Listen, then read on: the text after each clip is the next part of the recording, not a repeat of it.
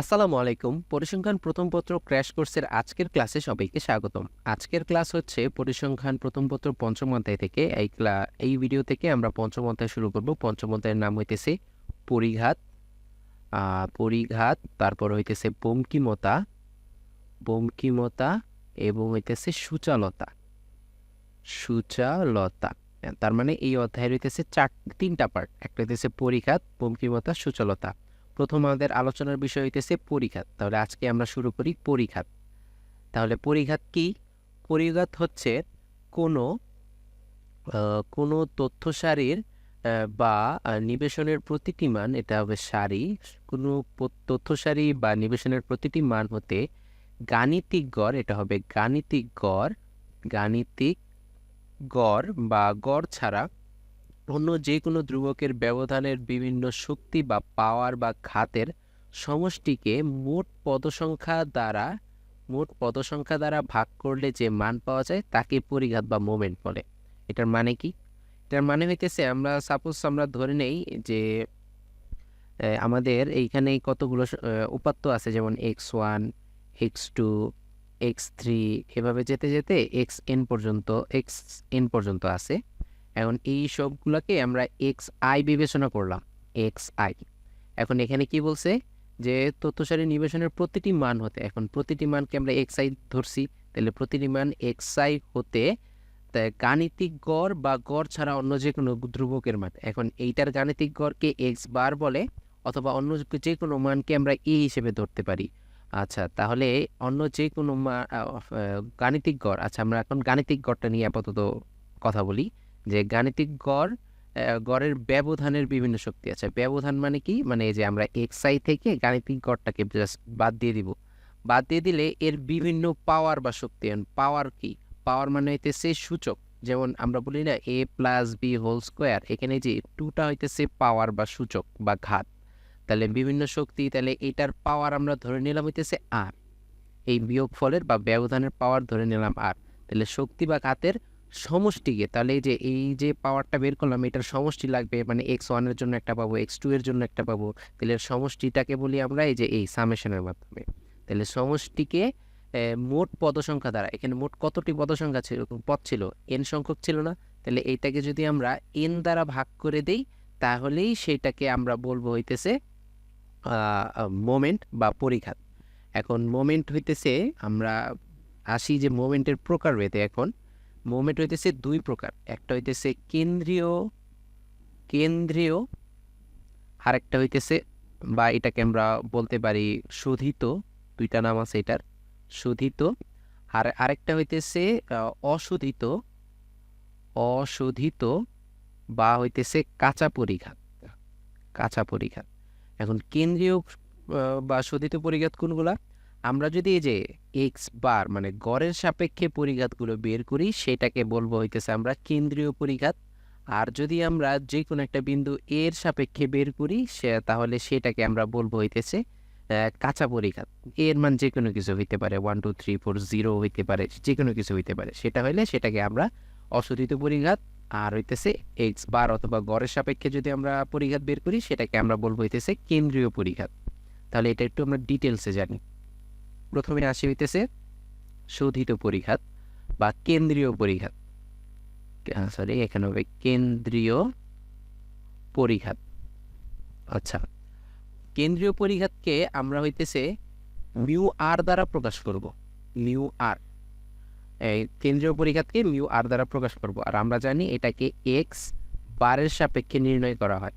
তাইলে আমরা এখানে মেইনলি প্রথম চারটা পরিঘাত নির্ণয় করব, কারণ চারটা পরিঘাতের সাথেই প্রথম চারটা পরিঘাতের সাথেই আমাদের বঙ্কিমতার সূচালতা, এই দুইটার একটা সম্পর্ক আছে। তাহলে প্রথমে আসি হইতেছে আমাদের কেন্দ্রীয় পরিঘাতের জন্য এরকম যে কেন্দ্রীয় পরিঘাতটা আমরা আবার দুই ধরনের হইতে পারে, একটা হচ্ছে শ্রেণীকৃত আর একটা হইতেছে অশ্রেণীকৃত বা বিন্যস্ত, অবিন্যস্ত। যদি আমাদেরটা অবিন্যস্ত হয়, অবিন্যস্ত, তো তার জন্য আমাদের মিউ আর, এটার ফর্মুলা হইতেছে এরকম, summation X I minus X bar whole to the power আর ডিভাইডেড বাই এন। এটা হইতেছে অবিন্যস্তর জন্য। যদি আমাদের বলে যে প্রথম কেন্দ্রীয় পরিঘাত বের করতে, তাহলে এখানে আর এর ভ্যালু 1 বসাই দিব, যদি আমাদের বলে দ্বিতীয় কেন্দ্রীয় পরিঘাত বের করতে, তাহলে এখানে r এর ভ্যালু 2 বসাই দিব। এইভাবে আমরা তৃতীয় চতুর্থ পরিঘাতের জন্য বসাবো। আর যদি আমাদের তথ্যগুলা বিন্যস্ত থাকে, যদি আমাদের তথ্যগুলো বিন্যস্ত থাকে, তখন আমাদের ফর্মুলাটা এরকম। মিউ আর এর ফর্মুলাটা যদি আমরা জানি যে বিন্যস্ত যদি থাকে, তাহলে সেখানে একটা গণসংখ্যা বা ফ্রিকোয়েন্সির একটা ব্যাপার থাকে। ফ্রিকোয়েন্সিকে আমরা এফআই দ্বারা ইন্ডিকেট করি, তাহলে এখানে একটা জিনিস এক্সট্রা আসবে, সেটা হইতেছে সামেশন, এই যে FI X I minus X bar whole to the power আর ডিভাইডেড বাই হইতেছে এন। এইটা হইতেছে ফর্মুলা। এইখানেও আমাদের যখন প্রথম কেন্দ্রীয় পরিঘাত চাবে, তখন আমরা আর এর ভ্যালু 1 বসাই দেবো। যখন দ্বিতীয় কেন্দ্রীয় পরিঘাত চাবে, তখন আর এর ভ্যালু 2 বসাই দেবো। যখন তৃতীয় কেন্দ্রীয় পরিঘাত চাবে, তখন আর এর ভ্যালু আমরা 3 বসাই দেবো। এইভাবে আমরা ক্রমান্বয়ে বসাবো। এটা হচ্ছে আমাদের কেন্দ্রীয় পরিঘাতের জন্য। এরপর যদি আমরা অশোধিত পরিঘাত বা কাঁচা পরিঘাতের জন্য আসি, যে কাঁচা বা হইতেছে অশোধিত পরিঘাত, অশোধিত পরিঘাত, এইটাকে আমরা শোধিত পরিঘাতকে মিউ দ্বারা প্রকাশ করছিলাম, মিউ আর, আর এইটাকে আমরা প্রকাশ করব মিউ আর প্রাইম দ্বারা। এইটাও আমাদের দুই প্রকারের হইতে পারে। এখন এইটা তো আমরা নির্ণয় করব যে কোনো একটা বিন্দুর সাপেক্ষে, যেমন হইতেছে যে কোনো একটা বিন্দু হইতেছে এ ধরে নিই আমরা, যে কোনো একটা বিন্দু এর সাপেক্ষে আমরা ধরে নিব। তাহলে এইখানে আমরা যদি অবিন্যস্তর জন্য আসি, প্রথমে অবিন্যস্তর জন্য আসলে আমাদের মিউ আর প্রাইম, এটার ভ্যালু হইতেছে এরকম, সামেশন এক্স আই মাইনাস, এখানে ছিল এক্স বার শোধিতর জন্য, এখানে হয়ে যাবে এখন a whole to the power আর ডিভাইডেড বাই এ। ঠিক সেমভাবে এখান থেকে যখন আমাদের প্রথম কাঁচা পরিঘাত বা অশোধিত পরিঘাত বের করতে দিবে, আর এর ভ্যালু 1, দ্বিতীয়টার জন্য 2, তৃতীয়টার জন্য 3, এভাবে আমরা বসাবো। আর বিন্যস্তর জন্য হইতেছে এরকম, যে মিউ আর প্রাইম, তখন আমরা আমাদের হইতেছে ফ্রিকোয়েন্সি বা এফআইটা আসবে, তাহলে summation FI X I minus A whole to the power আর ডিভাইডেড বাই এন। এখানেও আমরা যখন প্রথম পরিঘাত, তার জন্য আর এর ভ্যালু 1, দ্বিতীয় পরিঘাত তার জন্য আর এর ভ্যালু 2, এইভাবে। এখন আসি হইতেছে আমাদের কেন্দ্রীয় পরিঘাত। কেন্দ্রীয় পরিঘাতের সাথে আমাদের হইতেছে এই কিছু অশোধিত পরিঘাতের কিছু সম্পর্কে আসি। প্রথমে আসি আমাদের হইতেছে প্রথম শোধিত পরিঘাত। নতুন পেজে যাই আমরা সম্পর্ক শোধিত আর অশোধিত পরিঘাতের মধ্যে আমরা একটা সম্পর্ক স্থাপন করব। এখন প্রথমে আসি যে মিউ দ্বারা তো আমরা কেন্দ্রীয় পরিঘাত বুঝাই, তাহলে মিউ 1 সমান সমান হইতেছে 0, এটা সবসময় 0। তারপরে আসি হইতেছে মিউ 2 এর সাথে আমাদের যেই অশোধিত পরিঘাত বা কাঁচা পরিঘাত আছে, তার সম্পর্ক হইতেছে এরকম, mu 2 prime minus mu 1 prime square, এরকম। আবার যদি আমরা মিউ 3 এর জন্য আসি, তখন আমাদের ফর্মুলাটা হবে এরকম, mu 3 prime minus 3 mu 2 prime mu 1 prime plus 2 mu 1 prime whole to the power cube. তারপরে হইতেছে মিউ 4, এটার ফর্মুলা হইতেছে mu 4 prime minus 4 mu 3 prime mu 1 prime plus 6 mu 2 prime mu 1 prime square minus 3 mu 1 prime whole to the power 4। মানে আমাদের কাছে যদি কোশ্চেনে অশোধিত পরিঘাতগুলো দেওয়া থাকে, তার পরিপ্রেক্ষিতে আমাদের যদি কেন্দ্রীয় পরিঘাতগুলো বের করতে দেয়, তখন আমরা এই ফর্মুলাগুলো ইউজ করব। এই ফর্মুলাগুলো ইউজ করে আমরা হইতেছে কেন্দ্রীয় পরিঘাতগুলো পাবো। এরপর আমাদের আবার অশোধিত পরিঘাতকে শোধিত পরিঘাতের মাধ্যমে যদি আমরা প্রকাশ করতে চাই, তখন জিনিসটা একটু বিপরীত হয়। তখন আমাদের ফর্মুলাটা হয় এরকম। প্রথমে আসি মিউ 1 প্রাইম, এটার ফর্মুলা হইতেছে এক্স বার মাইনাস এ, এটা।